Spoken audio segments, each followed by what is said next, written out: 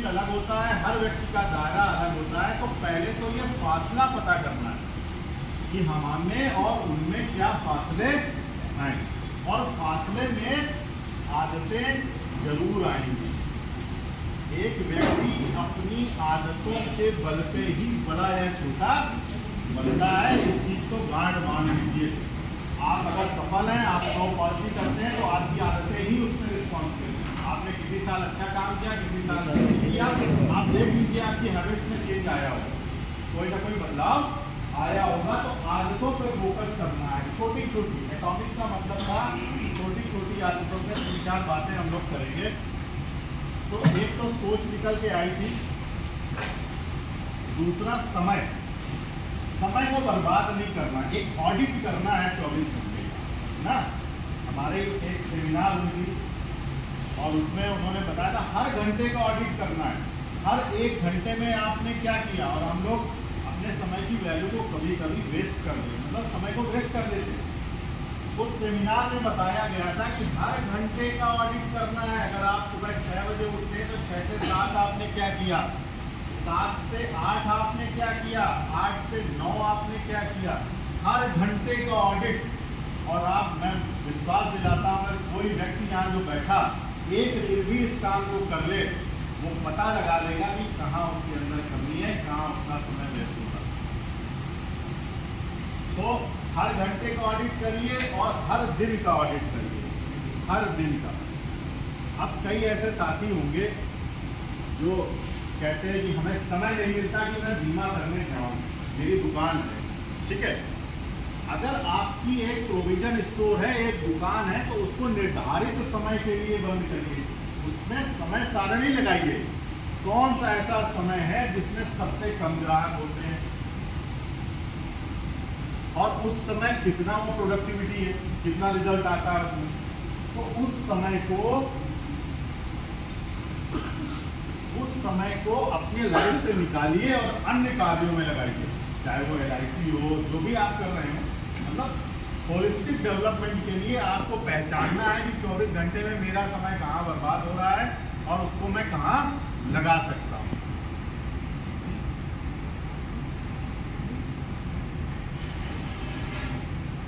Dressing,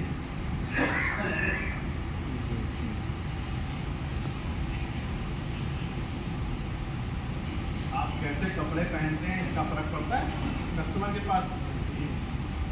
आपको कोई customer बार बार वापस कर रहा है, मैं एक बड़ा अच्छा एग्जाम्पल बताता हूँ। आप किसी के पास गए और बीमा करने गए, उसने आपको, आपका कैजुअल एटीट्यूड था, आपकी टी-शर्ट बाहर निकली हुई है, पता नहीं कौन से चप्पल पहनी है, बाथरूम के हैं कि बाहर वाले हैं, और आप पहुँच गए। तो वो कस्टमर आपको सीरियसली नहीं लेगा, आपको वापस करेगा, बार बार वापस करेगा। लेकिन अगर आप टूटे टूटे बढ़िया टनाटन पहुँचते रहे 2 बार 4 बार, तो वो आपको इग्नोर नहीं कर सकता। ये बात मानिए मेरी, ये 100% सच है।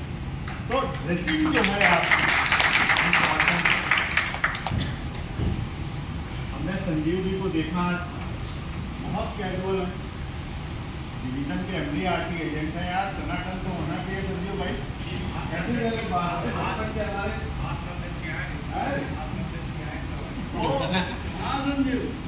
फर्क पड़ता है संजीव जी, फर्क पड़ता है, हर चीज का फर्क पड़ता है। ग्राहक हर चीज देखता है, ऐसा नहीं है, वो इग्नोर नहीं करता। आपके जाने के बाद जरूर आपकी कमी उसके मन में रहती है, तो बदलाव जरूरी है। अरे 10 साल पहले MD RT हुआ था, हमारा लगातार क्यों नहीं हो रहा है? बहुत बिजनेस में बहुत संभावना है। जब आप कानपुर से निकल के बाहर देखोगे, बहुत मतलब इस बिजनेस में बहुत पड़ी है। आपको ब्रांच का एजेंट बन के नहीं खत्म होना है, मंडल, जोन, ऑल इंडिया, मतलब असली संभावना है जहाँ तक हम लोग जा सकते। तो ड्रेसिंग बहुत इम्पोर्टेंट है। अब मैं बोलता हूँ, मैं अपनी बात बता रहा हूँ, 2 मिनट लूँगा। 8-10 साल पहले से मुझे एक रेमंड की सूट लेंथ मिली थी, जिसका सूट लेंथ होती है ना, 3-4 मीटर कपड़ा होता है, जो पूरा सूट बन जाता है एक ऐसा। तो मैंने कहा ये तो मेरे काम का ही नहीं है, ये तो मैंने उसको मतलब गिफ्ट में किसी और को दे दिया कि अपने पैंट बनवा लो यार, मेरे काम का नहीं। लेकिन आज वही सूट हमें खरीदने का, क्यों? क्योंकि बिना उसके काम चलता नहीं, कुछ ना कुछ बदलाव को जीवन में लाना ही, कुछ ना कुछ चेंजेस जीवन में लाने ही पड़ेंगे। ड्रेसिंग जितना जल्दी आप रूप में आ जाएंगे अपने उम्र के पड़ाव में, उतनी जल्दी ही सफलता आपके पीछे आ जाएगी। तो ड्रेसिंग सेंस को विशेष ध्यान रखिए, कभी भी कैजुअल मत बनिए, अपने ऊपर थोड़ा बहुत खर्च जरूर करिए। तीसरा, न्यू गैजेट्स, इसको गैजेट्स बोलते हैं, बहुत सारे लोग जानते भी होंगे। जो भी नई नई चीज़ें हैं ना, स्मार्ट वॉच आ गई, अब स्मार्टफोन आ गए, अब किसी का भी 3 साल से अगर पुराना फोन है तो टेक्नोलॉजी में बेकार हो जाता है, तो उसके साथ आप और हम आनंदा भी नहीं कर पाते। तो मैं अपनी टीम की बात करूँ, टॉप 15 का मैं केवल 15 लोगों के साथ काम कर रहा हूँ। ये तो है मैं भैया मेरे बैठे हैं, ये पता है, मैं सर केवल 15 लोगों के साथ काम करता हूँ, उन्हीं सब कुछ उन्हीं का है। और बाकी जो पूरे 85-90 मिनट, क्योंकि एक साथ आप सब पे फोकस नहीं कर सकते, तो उसमें सबसे पहले मैंने सबसे फ़ोन चेंज करा है। जैसे ही वो 3 साल पुराना फोन मुझे देखना पड़ेगा, नहीं भाई ये तो नहीं चलेगा। बस बीवी के लिए आपने नया फोन ले दिया, उसको व्हाट्सअप करना रहा, तुझे आनंदा करना है, तुम्हारा नहीं, सब बीवियों के पास नए फोन होंगे, उनके पास वो नया फोन और वो लेके चले यार, वो आनंदा नहीं हो पाएगा। कस्टमर के पास आप बैठोगे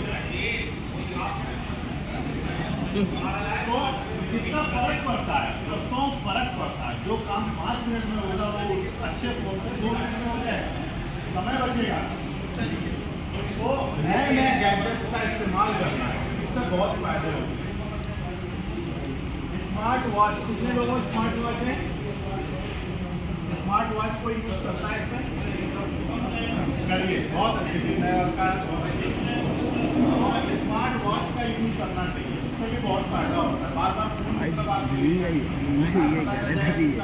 लेना है, तो फ्रेंड्स ये चेंजेस करिए। और चौथा, ये सारे चेंजेस मैंने भी किए हैं, इसलिए मैं आप लोगों को रिपीट कर रहा हूँ। चौथा चेंज, शाम की पार्टी होती है, हेल्थ के बारे में बताती है, समय लगता है, जाओगे 4 रोज पहले से दोस्तों का इंतजार होता है, फिर उसके बाद महफिल बजती है, सस्ती है, और इसमें कम से कम 3 से 4 घंटे का समय बर्बाद होता है, और हो सकता है अगली सुबह भी बेकार हो जाए। तो फ्रेंड्स, बड़ी पार्टियां होती थी साहब लोगों की, मैंने जाना बंद कर दिया। हमने कहा अगर इन लोगों के साथ में जाऊंगा तो मेरा डेवलपमेंट रुक जाएगा।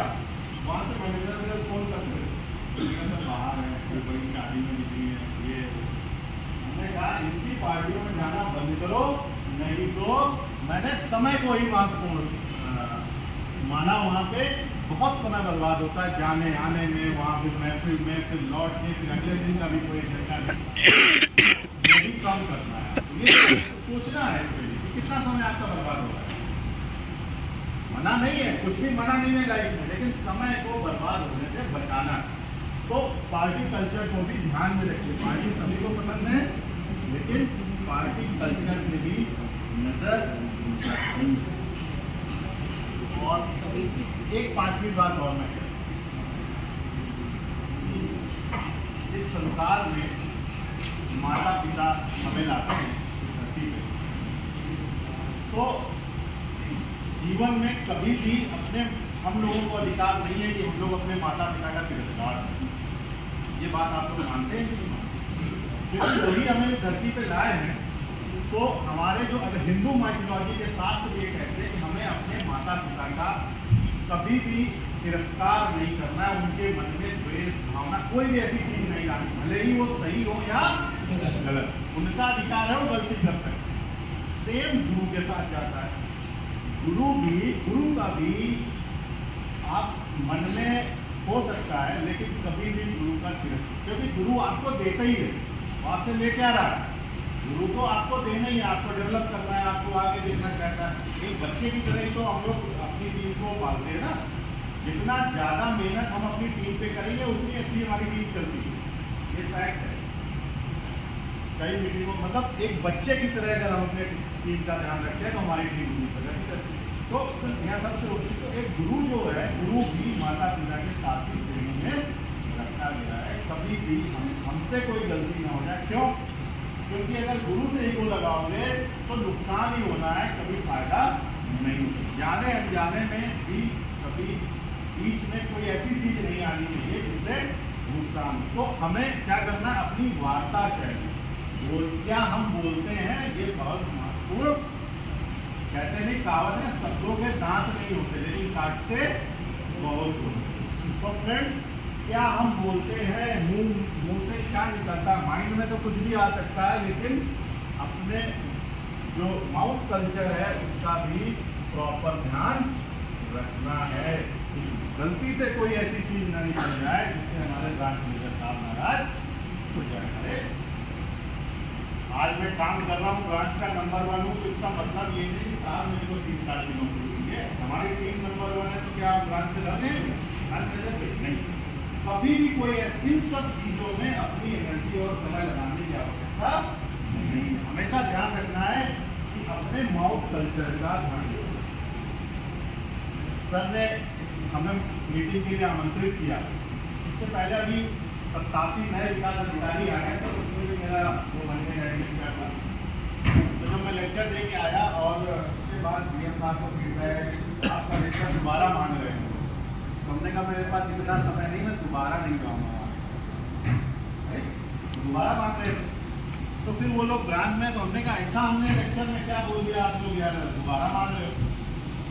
तो उन्होंने कहा सर आपने जो बातें बताई ऐसे सफल विकास अधिकारी बनने के लिए हमें बहुत जरूरी है। अभी सर ने कल फ़ोन किया, तो हमने कहा सर देखिए, अपनी टीम में तो मैं ज़्यादा बात नहीं करता, बहुत कम बोलता हूँ, उससे आधा घंटे शायद ही मैं अपनी मीटिंग बहुत 1.25 घंटे 1.5 घंटे से ज़्यादा कहीं आज तक नहीं हुई, 10 साल से हो रही है। तो लेकिन हमने कहा सर आपने बुलाया है तो मैं जरूर थोड़ी बहुत बातें बोलूँगा जिससे हमारे अभिकर्ता साथियों का डेवलपमेंट। बहुत सिंपल तरीके से मैंने आपको सिखाया है, बहुत सिंपल है, लेकिन सभी से मैं उम्मीद करूंगा कि कुछ ना कुछ अपनी आदतों में वो सुधार। अब जैसे पान मसाला सभी खाते हैं, लेकिन अगर पान मसाला खा के क्लाइंट के पास नींबा मांगने चले गए तो गलत बात है ना यार। पहले तो जगह देखे कि हमारा बात लंबी हो गई, ये कहाँ जाते हैं। तो ये छोटी छोटी चीज़ें हैं जो क्लाइंट आपका इसमें ध्यान देगा। और दूसरी बात, जितने लोग यहाँ बैठे हैं, everybody should focus on their children education, क्योंकि बच्चे आपका अगला स्तंभ है। उनको अच्छी से अच्छी शिक्षा देना, उन्हें इंजीनियर डॉक्टर बनाना, जिस फील्ड में वो जाना चाहते हैं उनके लिए आपको सपोर्ट करना। फ्रेंड्स, अगली जनरेशन जब तक बेहतर नहीं होगी, आप उनके लिए आप मेहनत करोगे तो आपकी आदतें आधे से ज़्यादा तो अपने आप सुधर जाएंगी। उन पर कोई असर नहीं छोड़नी है, उन पर काम करना। अब मैं अपने लास्ट टॉपिक पे जा रहा हूँ, दैट इज लाइफ स्किल। जिंदगी जीने में, जिंदगी को कैसे जिया जाए।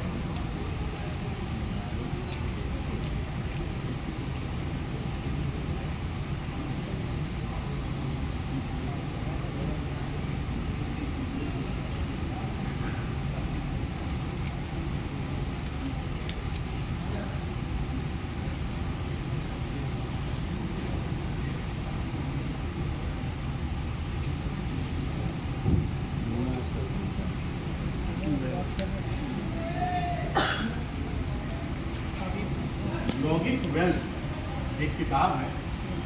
वेल्थ का मतलब होता है, वेल्दी का मतलब होता है धनवान, वही मानते हैं हम लोग, अर्थ से, पैसे से।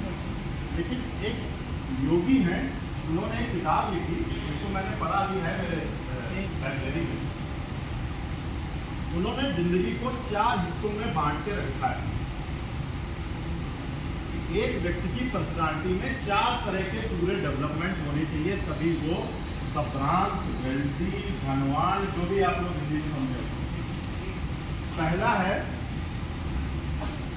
उसका एक्चुअल में मनी, उसके पास जितना पैसा है, उसका हेल्थ,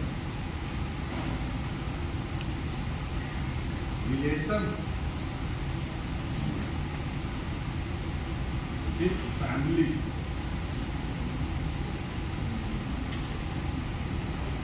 और सोशल सर्विस।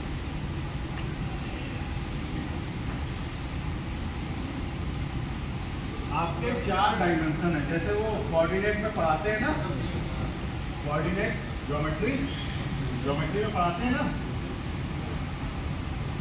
तो ऐसे ही आपके 4 डायमेंशन है। कोई पक्ष आपका कमजोर नहीं होना चाहिए।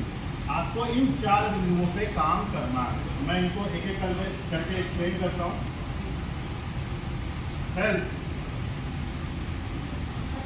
अब सबको पता है क्या खाना चाहिए क्या नहीं खाना चाहिए, सबको पता है, सबको पता है।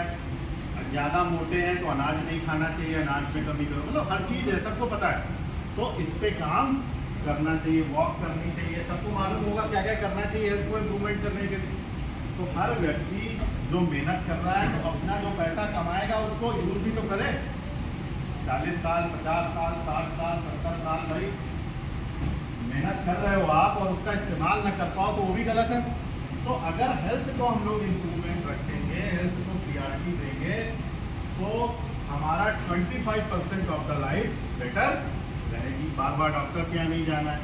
आपका हेल्थ अच्छा होगा तो ऑब्वियस है आपकी फैमिली का भी हेल्थ अच्छा होगा। दूसरा एंगल मनी, पैसा।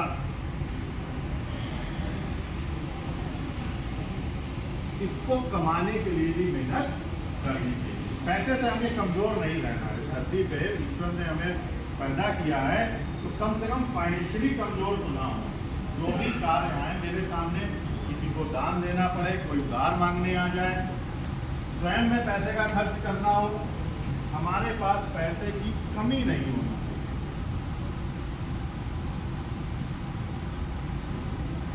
और पैसे की कमी कब नहीं होगी? जब आप अपनी हैबिट्स को सही रखेंगे, LIC एजेंसी पे काम करेंगे। बहुत अच्छा, मेरा top agent is earning 30 lakhs per year. 30 lakh की आमदनी वाला नंबर 1 अभिकर्ता है। 5 अभिकर्ता सर MDRT प्रोस्पेक्टिव में इस साल करीब 10-11 साल। तो 30 लाख की आमदनी आसान नहीं है LIC एजेंसी से, लेकिन ऐसा लोग कर रहे हैं। 5 बंदे इस बार MDRT के लिए बिल्कुल प्रोस्पेक्टिव में है। तो पैसा उनके लिए शायद उतना सोचना नहीं पड़ता होगा उनको पैसे के बारे में। तो ऐसे ही आप लोग अपने को समृद्ध करें कि पैसे के बारे में आपको सोचना ना पड़े। तीसरा एंगल आपको जिंदगी में क्या रखना है? Relations with the family. Family में कौन कौन आते हैं? एक तो इमीडिएट फैमिली आती है जिसमें पत्नी और बच्चे होते हैं, और एक्सटेंडेड फैमिली होती है जिसमें भाई हो गए, मम्मी पापा हो गए, बहन हो गई। तो सबके साथ हमें अपने संबंध को मधुर रखना है।